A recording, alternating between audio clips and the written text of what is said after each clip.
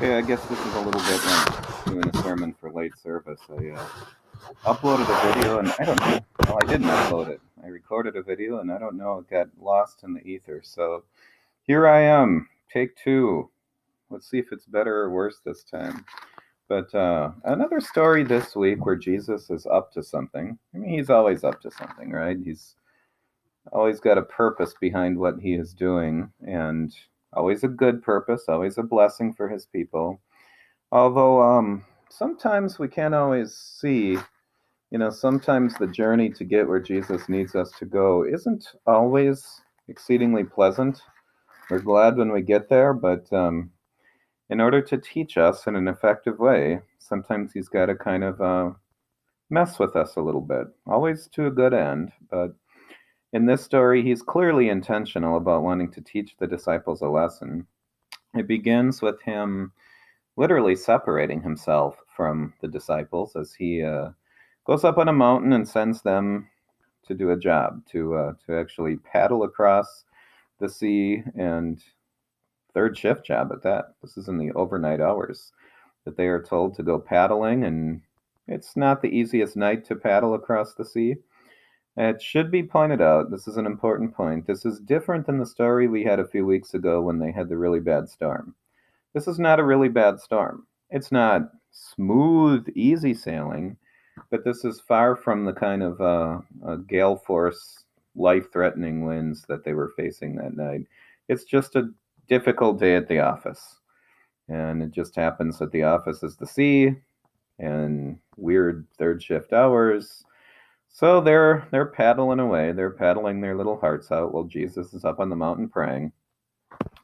And well, just as an aside, the fact that Jesus is up on the mountain praying is, again, this we see this a lot in the Gospels, but again, an important reminder that there's a time for us to just be in fellowship with the Lord, to be talking to our God, to be in prayer. And sometimes we have to stay up late to do that. Sometimes we have to get up early to do that, or set aside time during the day. But that's what Jesus does. The disciples, well, they do have to work, and so they go across the sea, and they're making progress. They're not going backwards. They are making progress, difficult as it may be. And then they see a ghost. Well, it's not a ghost. They think it's a ghost. There are no ghosts. Just as an aside, if this comes up in your Sunday school classes, there's no such thing as ghosts. There are such a thing as spirits, evil spirits, which are, of course, angels that had rebelled against God and were kicked out of heaven. There's good angels out there too. But what there are not ghosts, departed spirits of people who have died. The book of Hebrews tells us this. It is appointed to man to die but once and face judgment, and to go to a place that is not here. And so if you do encounter a spirit of some kind, and people do, it's not a ghost. You have to ask then, is this a spirit I'm encountering? Is this a good angel or a bad angel? And 1 John 4 tells us some ways to test the spirits, but that's a lesson for a different day. The point of this lesson is that Jesus is who he says he is. So he's teaching his disciples a couple of things here. He says, first, don't be afraid. I'm not a ghost. This kind of will parallel something after the resurrection when they think he's a ghost. No, touch me. And Gospel of Luke, he eats fish. I'll be talking about this a little bit in my sermon Sunday. Jesus was not a ghost after Easter. He was risen in the flesh, in the body. And so, and here, I'm not a ghost. I am who I say I am. Don't be afraid of anything. And then Peter, being Peter, speaks up and say, Lord, if it is you, then let me come out and walk on the water. Like, really? He just said it's him. So Peter's showing some doubt here. And this is noteworthy because this is one of the ways that we can doubt Jesus. When he says that he is the Son of God come into the world, God himself, also true man, born of Mary, and that he has come for the special mission of restoring all things, we can doubt that. People do. Is Jesus really who he says he is? Well, this is something the disciples doubted. Are you really who you say you are? Yes, I am. Come on out. And so Peter steps out of the boat, and he takes a few steps, and then he begins to sink. And this is doubt number 2. So the first doubt was that Jesus is who he says he is. The second doubt is that he can do, and let's put it this way, that he can and will do what he says he is going to do. So Peter takes his eyes off of Jesus, which is really a pretty significant part of this text here. He starts looking at the waves. He starts looking at the environment around him. He's not looking at Jesus, and of course that's when he begins to sink. And so he's a doubter on 2 levels. He first doubts who Jesus is, and then he doubts that Jesus can really do what he says he is doing. Well, in this case, allowing Peter to walk on water. And so as a result of these 2 doubts, it's safe to say that Peter is getting what he deserves, right? He made this bed, he's got to lie in it. He wanted to walk on water, and now he's doubting, even though Jesus showed him that he can walk on water too. And so he starts to sink. He's getting what he deserves, but he calls out, "Lord, please save me." And now, again, Jesus doesn't have to save him here. Jesus already gave him everything that he needs to make it on the water, but Jesus does reach out his hand and save him. And if Jesus saves Peter in this situation, somebody who doubted on 2 levels and does not deserve to be saved, well, this is good news for us who doubt Jesus on multiple levels sometimes, who doubt that he is who he says he is. Or even if we have wholehearted belief, yeah, I believe Jesus is who he says he is, to live our lives as if he's not, and to live our lives in fear as we look at the wind and the waves, and as we take our eyes off of Jesus. So this is good news. Jesus saves people who doubt. Now, Peter did show just a little spark of faith at the end there, as he is flailing around in the water. Instead of trying to reach the boat himself, he does call upon the Lord for help. So there is a little spark of faith there, and this is what our calling is too. When we find ourselves floundering and failing, well, we can double down. We can say, well, I'll try to get myself out of this mess under my own power. Or we can just say, Lord, please save me. And the latter is the show of faith. And when we show faith, Jesus doesn't ever deny somebody. He will absolutely save you. If you got water up to here, he's going to grab you and pull you out of the water and put you back in the boat. And he puts Peter back in the boat, and he pats Peter on the back, and he said, "Oh, I'm proud of you for taking a few steps." No, he doesn't do that, does he? He takes Peter out of the boat and says, "Well, Peter, this is a good learning experience here. You had a little bit of faith. You just need to keep going." No, he doesn't do that either, does he? He says, "Oh, you of little faith. Why do you doubt?" So it's some just stern words from Jesus. He'll rescue you, but he does let it be known that there is no reason to be drowning in the first place. Just have faith. Don't have a little faith. He is who he says he is, and he will do what he says he's going to do, and he is the Savior. You don't need to be afraid. Don't fear.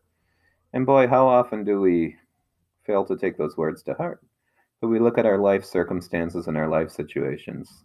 We take our eyes off of Jesus, and we look at the waves, and we look at the scary world around us, and we start to sink. And Jesus says, "Don't do that. Just look at me. Eyes up here. Look at me." Of course, how do we do that? Where is Jesus? Where he has said he is. Many people look for Jesus in the wrong places. This is not rocket science, though. Jesus says, here's where I'm going to be. Where the word is spoken, where my words are. When you're studying the Bible, talking about Scripture, hearing the words of Jesus preached, Jesus is there. This is how you keep your eyes on him. When you remember your baptism, Jesus says, I'm in the baptismal waters with you.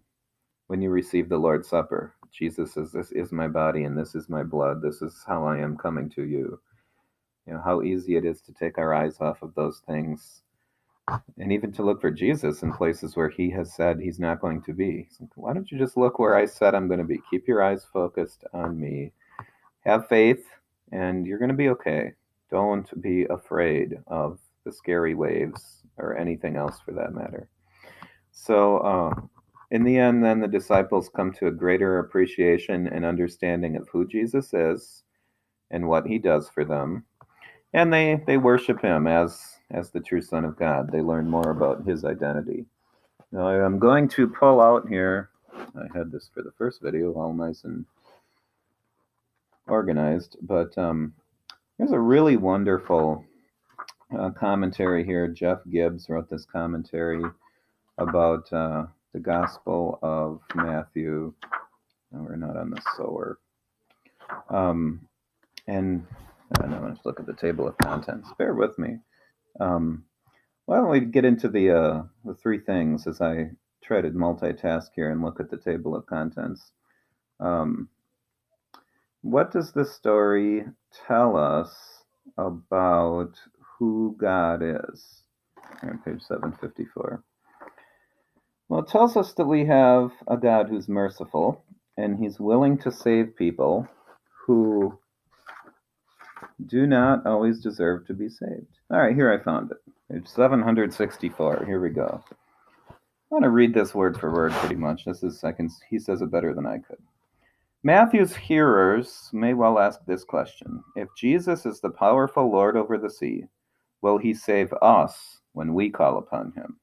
What if we have failed to believe the promises he has made to us? Will Jesus renounce and abandon us since we didn't believe him the first time? What if I am only of little faith? What if I find in myself only doubt when I should have faith that grows and becomes great, like a mustard seed does? Will he save me, or will he, in all his divine power over creation and his frightening majesty, let me sink and give me over to what I deserve? This narrative answers those questions. Jesus can save, and he will save all who have only a little faith in him, even if at times we too doubt. The promises he has made, he will keep, even now in the present time, as this tired old age fights against the new age of salvation. He is the Lord of creation who entered it in order to set all things right. His power over creation was cloaked in weakness. He took upon himself humanity's sin and the divine curse of death, only in order to burst forth new as the Lord of life, the Lord over death and everything that would destroy us. This is Jesus. It is he and no other. He promises to bless the poor in spirit and to save on the last day when he renews the face of the waters and the face of the earth. His disciples can believe in who he is and trust in the promises that he has given. The interesting thing about this narrative, too, is the story tells us how God comes from far to near.